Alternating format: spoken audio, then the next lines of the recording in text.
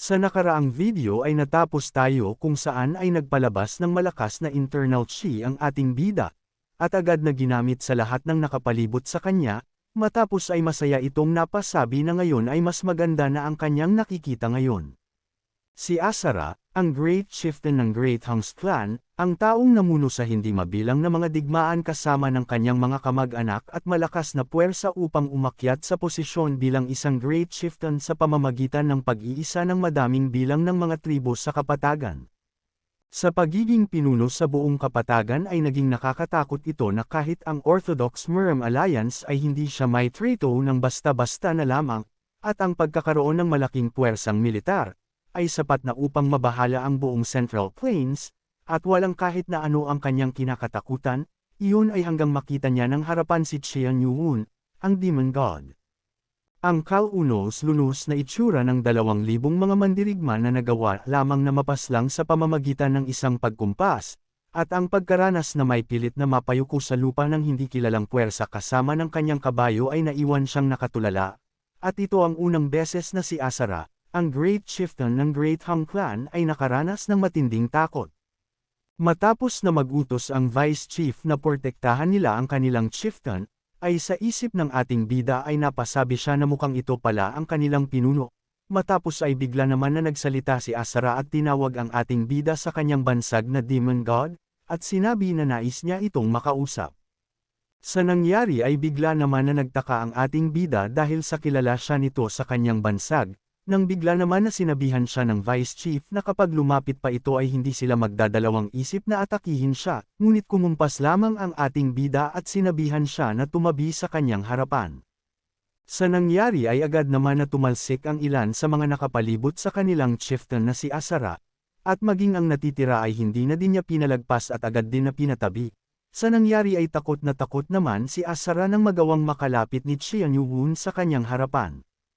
Matapos natitigan siya nito, ay sa isip niya na sa papaanong paraan na ang ganitong malakas na presensya ng kapangyarihan ay nanggagaling sa binatang ito, na mas maliit at mas bata kumpara sa kanya na isang Great Chieftain.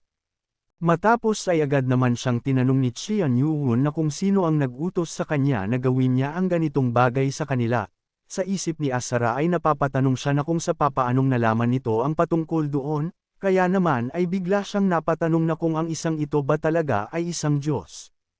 Kaya naman ay agad siyang sumagot at sinabi na ang nais lamang niya ay ang takutin sila at may pabalik kung saan sila nanggaling, at hindi nila nais ang makipaglaban sa mga ito. Sa isip naman ng ating bida na kahina-hinala ang patungkol sa pagkakaalam nila sa kanyang titulo at patunayan ito sa kanila, kaya naman ay napatanong siya na talaga ba na may kung sino ang nasa likod nito. Kaya naman ay sinabihan niya si Asara na sabihin ito sa kanya ng eksakto. Agad naman itong sumagot at sinabi na ito ay kagagawa ni Kang Soa, ang ikalawang anak ng Orthodox Murem Alliance. Sa isip nito ay naiinis siya dahil sa nilinlang lamang sila ni Kang Soa kaya naman ay wala ng dahilan pa upang itago ito sa kanila, at dahil sa dinala niya ang ganitong kahihiyan sa kanya, ay kailangan na magdusa din siya sa kamay ng Demon God. Dagdag pa nito na nakaalis na sila bago pa sila makarating, at pananglikuan sila nito ng 2,000 mga kabayo upang pahintuan ang kahit na anong grupo bukod sa kanila upang makalagpas sa kapatagan at magtungo sa North Sea. Sabi pa nito na ang nais lamang nilang gawin ay ang takutin ang kahit na sino, at wala silang balak na makipaglaban, at kung sakali na hindi nagsinungaling si Kang Soa patungkol sa pagdating nito ay wala sila sa sitwasyon ng pagpapang-abot. Sabi nito na totoong nagagalit siya dahil sa nangyari itong lahat dahil sa kagagawa ni Kang Soa, at kung hindi dahil sa kanya ay ang 2,000 mga mandirigma niya ay hindi namatay lahat. Matapos ay malakas nitong inutusan ang lahat na linisin ang daanan ng Demon Lord, dahil sa ang oras ay mahalaga, kaya naman ay agad nitong sinabihan si Qian Yuun na maaari na silang makalagpas sa lugar ng kapatagan. Sa nangyari ay natawa naman dito ang ating bida. Kaya naman sa nakitang ito ni Asara ay sa isip niya ay mukhang naging maayos ang ginawa niyang pakikipagnegosasyon dito, at mas magiging maganda kung magtutungo sila sa North Sea at hayaan na ligpitan si Kang Soa. Kaya naman ay agad itong nagpasalamat sa ating bida sa pag-unawa nito sa sitwasyon, at isa itong oportunidad para sa kanya ang makaharap ang Demon God, na isang bayani ng Central Plains, ngunit bigla naman siyang inatake ng ating bida, na labis niyang ikinabigla, dahil sa ang isa nitong braso ay agad na naputol. Dahil sa ginawa ng ating bida ay napasigaw naman ito ng malakas, upang mag-alala ang mga tagasunod nito. Sinabihan naman siya ng ating bida na mukhang nais nitong tumakas sa sitwasyon na ito, dahil hindi na magagawang mabago nito ang katotohanan na sila ang unang umatake sa kanila. Matapos ay agad naman siyang dinakot sa ulo ni Qian Yuwun, at sinabi na kahit pa sila ay wala sa kanilang ekspedisyon ay aatakihin pa din sila ng mga ito ng walang pag-aalinlangan, at ngayon ay ang nais nitong sabihin ay ang lahat ay kagagawan ni Kang So-a. Agad naman na sumagot ito at sinabi na kung hindi dahil kay Kang So-a ay wala silang rason upang pigilan sila na makalagpas sa kapatagan, kaya naman ay huwag na niyang ituloy ang kanyang gagawin. Sa nangyari ay sinang-ayunan naman ito ni Qian Yuwun at sinabi na tama din ang kanyang sinabi, kaya naman ay malakas nitong sinabi sa lahat na ang kung bakit ang kanilang chieftain ay nawalan ng dalawa niyang braso, ay dahil sa kagagawan ni Kang So-a na mula sa Orthodox Muslim Alliance. Sa nangyari ay bigla naman na nagtaka si Asara sa pagkakarinig niya patungkol sa dalawang braso niya ang nawala. Matapos ay agad naman na kumilos ang ating bida, at malakas na sinabi na idirekta nila ang lahat ng kanilang mga hinanakit patungo kay Kang So-a at sa Orthodox Muslim Alliance. Sinubukan pa ni Asara na pahintuan si Qian Yuwun, ngunit huli na para dito, sa di kalayuan naman, ay bigla na lamang na napahinto ang second strategist. At tinanong ang Merong clan leader na kung wala ba siyang narinig na malakas na pagsigaw. Narinig naman ito ni Kang So-a, kaya naman sa isip nito ay napapasabi siya na hindi maaring mangyari iyon, dahil sa imposible ito. Kung umabot ka na sa parte ng video na ito ay maari lamang na i-click ang like at super thanks sa baba bilang pagsuporta. Maraming salamat. Ang lugar sa pagitan ng Great Plains at sa Far North, ay madalas na inaakala na isang lugar ng mga yelo, ngunit sa katotohanan, ay isa itong malawak na kagubatan, mga bulubundukin at grassland. Mayroong makikita dito na isang lawa na mas malaki pa kumpara sa mga pinagsamang mga lawa na mayroon sa Central Plains. Ito ay tinatawag na Sacred Sea, ang Blue Eye of the Cold Earth, ang sangtuaryo ng North Sea na nagtataglay ng malaking kalupaan. Isa itong isla, at sa laki ay may kukonsider itong isang rehiyon, kabilang sa maliliit na mga bundok at sa kalupaan sa isla, ay nahihimlay sa pagitan ng tuktok, ay may nakatayo na isang palasyo.